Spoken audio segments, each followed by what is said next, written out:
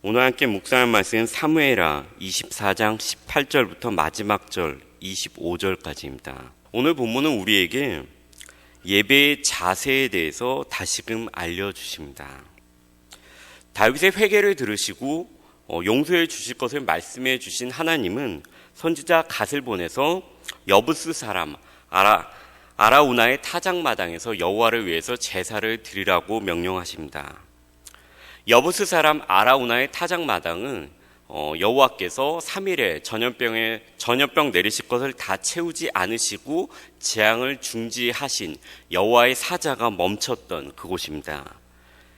다윗은 가나안 땅에 들어와서 그리고 이제 예루살렘 성을 정복한 다음에 이 예루살렘 성 안에 살고 있던 가나안 민족 중에 하나인 여부스 사람들을 이곳에서 모두 다 쫓아내지는 않습니다. 그래서 여부스 사람 이 아라우나가 이곳에서 살고 있는 것입니다. 그리고 이 아라우나의 타작마당은 예루살렘 성 북쪽에 있는 넓고 평평한 지역입니다. 그래서 곡식을 수확한 후에 사람들이 함께 모여서 수확물을 정리하던 곳입니다. 그리고 나중에 이것은 솔로몬 시대에 솔로몬이 성전을 지었던 곳이 바로 이 아라우나의 타작마당입니다. 다윗이 이제 그의 신하들과 함께 이곳으로 가게 됩니다. 그리고 다윗 왕이 오는 것을 보고 이 아라우나가 앞으로 달려나가서 얼굴을 땅에 대고서 왕 앞에 절을 하면서 묻습니다. 왕여, 이곳에는 무슨 일이십니까? 이곳에 무슨 일로 오셨습니까? 라고 묻습니다. 그리고 다윗은 이에 대한 설명으로 내가 이곳에서 제사를 드림으로 인해서 백성에게 내린 재앙을 멈추려고 한다라고 대답합니다. 한번 다윗의 마음을 함께 보기를 원합니다. 지금 다윗의 마음은 상당히 급하였을 것입니다. 백성들이 7만 명이나 죽었고 이 죽음이 자신의 잘못된 선택으로 인해서 얼마나 큰 희생을 백성들이 치르고 있는가를 그가 몸소 보았습니다. 그의 마음 가운데는 아마 명령하신 타작마당에 내가 빨리 가서 제사를 드려서 이 재앙을 멈춰야 되겠다라는 생각이 그의 마음 가운데 가득 찼을 것입니다. 급박함이 있었을 것이고요. 자신에 대한 실망감이 있었을 것입니다. 그리고 백성의 죽음에 대한 슬픔이 복잡한 감정으로 그의 마음 가운데 얽혀 있었을 것입니다. 사람 역시 복잡한 감정이 그의 마음에 가득하였을 때 우리는 종종 잘못된 선택을 하는 것을 보게 됩니다. 우리 역시 마음이 복잡할 때 잘못된 선택을 하기도 합니다. 이때 여부스 사람 아라우나는 다윗에게 왕이 좋게 여기시는 대로 이것을 사용하십시오라고 얘기합니다. 다윗 역시 이것에 휩쓸릴 수도 있었습니다. 물론 여기서 여부스 사람이 말한 이 제안은 무료로 이것을 드리겠습니다라는 그 제안은 아닙니다.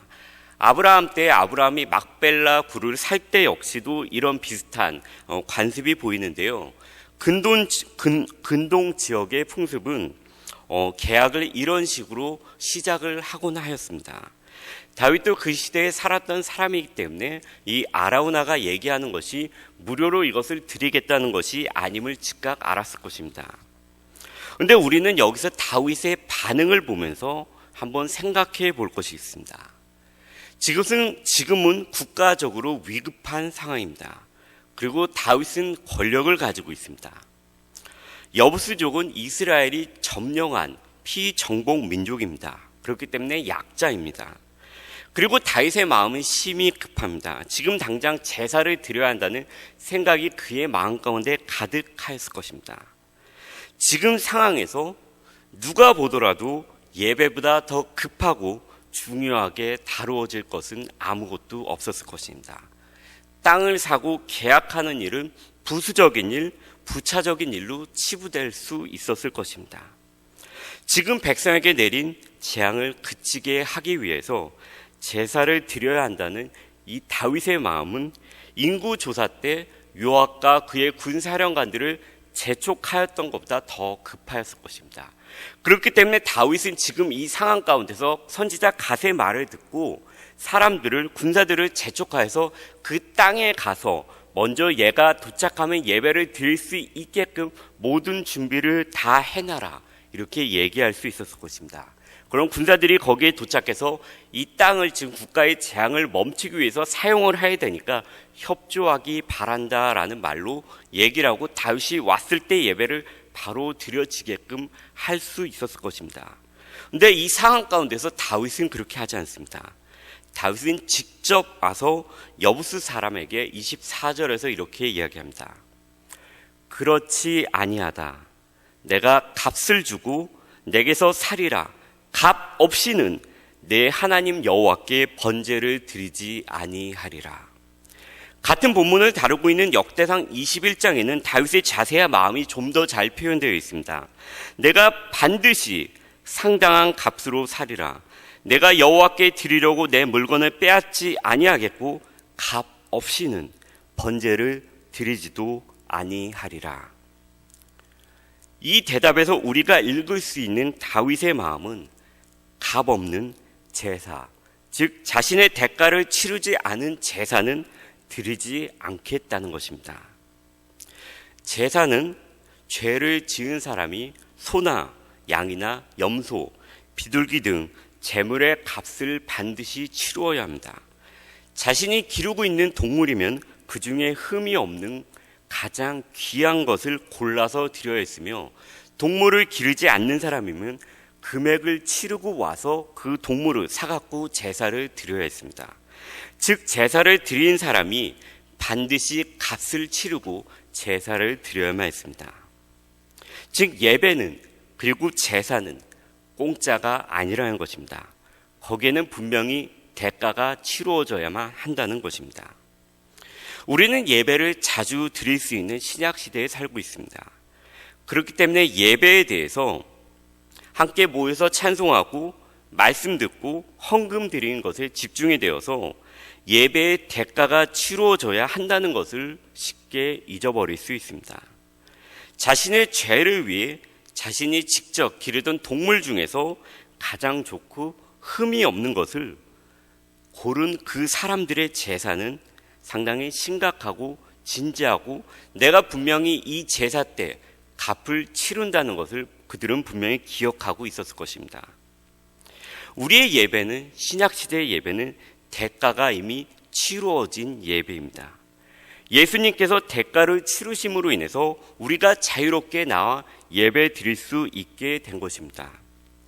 그렇기 때문에 신약시대의 예배는 구약시대의 값을 치른 것과는 비교도 할 수 없는 값비싸고 큰 대가가 치루어진 예배입니다. 그렇기 때문에 우리는 우리의 예배 가운데서 내가 혹시 값 없이 여호와 하나님께 제사를 드리지는 않나라는 다윗의 마음가짐이 있는지를 늘 점검해야 됩니다. 이것은 예배 때마다 헌금을 꼭 가지고 나와야 한다, 그것을 얘기하는 것이 아닙니다. 예수님께서 이미 값을 치르셨고 그 값을 치르신 예수님을 내가 정말 늘 생각하고 바라보면서 예배를 드리는가입니다. 저도 아까 예배를 드리기 시작하기 전에 오늘 본문을 묵상하고 나서 저 앞에 앉아서 기도를 드리면서 내가 정말 예배자로 나와 있는가 아니면 설교자로 나와 있는가에 대해서 다시금 생각하면서 기도를 하였습니다. 다윗은 3일간의 전염병의 재앙을 다 채우지 않으시고 멈추시고 제사를 통해 죄를 용서해 주시겠다는 그 커다란 은혜 앞에 자신의 권력을 이용해서 아니면 상황의 급박함에 파묻혀서 값없이, 희생 없이, 헌신 없이 하나님의 은혜에 그는 절대로 화답하지 않았습니다. 다윗은 아무리 마음이 급하고 상황이 급해도 자신의 헌신과 희생이 들어가지 않은 값없는 예배는 예배가 아니다라는 생각이 그의 머리와 마음 가운데 완전히 자리 잡고 있음을 오늘 본문 가운데 우리는 발견할 수 있습니다. 그렇게 그는 이 슬픔과 자신에 대한 자책이 가득한 상황에서도 제사에 대한 올바른 자세를 버리지 않았습니다. 우리 역시 우리의 인생 가운데서 복잡한 마음, 슬픔이 가득한 마음, 급한 마음 등 이런 상황으로 인해서 예배의 자리에 나오는 때가 많이 있습니다.